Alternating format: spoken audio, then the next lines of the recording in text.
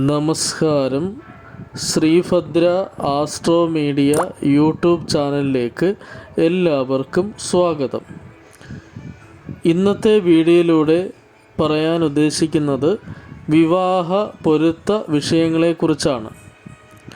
അപ്പോൾ ആദ്യമായി വിവാഹ പൊരുത്തം നോക്കുന്ന സമയത്ത് ഇരു ഗ്രഹനിലകളും തമ്മിൽ മാച്ചിങ് ആണോ എന്ന് നോക്കുക. അതിനുശേഷം പാപസാമ്യ പൊരുത്തം നോക്കണം. അപ്പോൾ പാപസാമ്യ പൊരുത്തം ഉത്തമമാണെങ്കിൽ 10 പൊരുത്തങ്ങളുണ്ട്.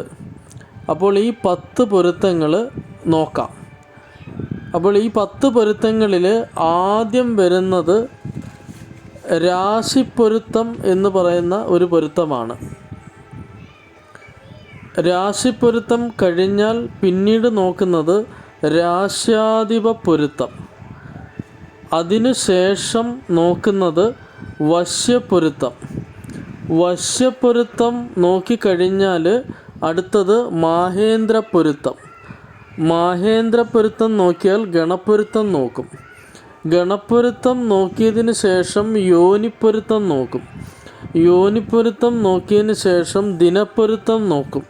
ദിനപ്പൊരുത്തം നോക്കിയതിന് ശേഷം സ്ത്രീദീർഘപ്പൊരുത്തം നോക്കും. സ്ത്രീദീർഘപ്പൊരുത്തം നോക്കിയതിന് ശേഷം രജ്ജുപ്പൊരുത്തം നോക്കും. രജ്ജുപ്പൊരുത്തം നോക്കിയതിന് ശേഷം വേദപ്പൊരുത്തം നോക്കും. ഇതാണ് 10 പൊരുത്തങ്ങൾ. അപ്പോൾ ഞാനിത് ഒന്നുകൂടി പറയാം. ആദ്യം നോക്കേണ്ടത് പാപസാമ്യ പൊരുത്തമാണ്.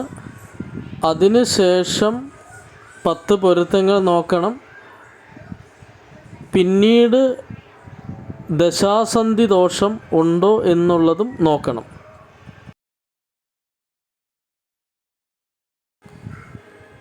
പ്രധാനമായും ഇത്രയും കാര്യങ്ങൾ ശ്രദ്ധിക്കുക. വിവാഹ പൊരുത്ത ചിന്തയിൽ ആദ്യം പാപസാമ്യം നോക്കണം. അതിനുശേഷം 10 എത്ര പൊരുത്തമുണ്ട് എന്നുള്ളത് നോക്കണം. അതിനുശേഷം ദശാസന്ധി ദോഷം ഉണ്ടോ എന്നുള്ളത് നോക്കണം. അപ്പോൾ ഇങ്ങനെയാണ് വിവാഹ പൊരുത്തം ചിന്തിക്കേണ്ടത്. അപ്പോൾ തുടർന്നുള്ള വീഡിയോകൾ നിങ്ങൾക്ക് ലഭിക്കുന്നതിന് വേണ്ടിയിട്ട് ചാനൽ സബ്സ്ക്രൈബ് ചെയ്യുക. തൊട്ടടുത്തുള്ള ബെല്ലൈക്കൺ അമർത്തി പുതിയ വീഡിയോസുകൾ നിങ്ങൾക്ക് നോട്ടിഫിക്കേഷൻ ലഭിക്കുന്നതാണ്.